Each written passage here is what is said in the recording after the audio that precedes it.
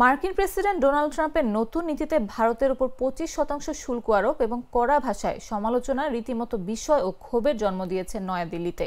বিশ্বের অর্ধেক দেশের ওপর শুল্ক বসানোর ঘোষণার মধ্যে আগেভাগে দুঃসংবাদটি পেয়েছিল ভারত। তবে প্রস্তুতির জন্য এই বাড়তি সময় খুব একটা কাজে আসেনি।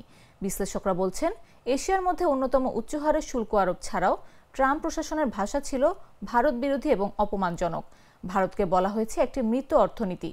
তাদের বিদ্যমান বাণিজ্য প্রতিবন্ধকতাকে আখ্যা দেওয়া হয়েছে বিরক্তিকর ও কঠিন। একই সঙ্গে রাশিয়ার কাছ থেকে তেল কেনায় অতিরিক্ত জরিমানা আরোপেরও হুমকি দেওয়া হয়েছে। বিপরীতে ভারতের চিরপ্রতিদ্বন্দ্বী পাকিস্তানকে প্রশংসা করেছেন ট্রাম্প এবং তেল অনুসন্ধান চুক্তির প্রতিশ্রুতি দিয়েছেন।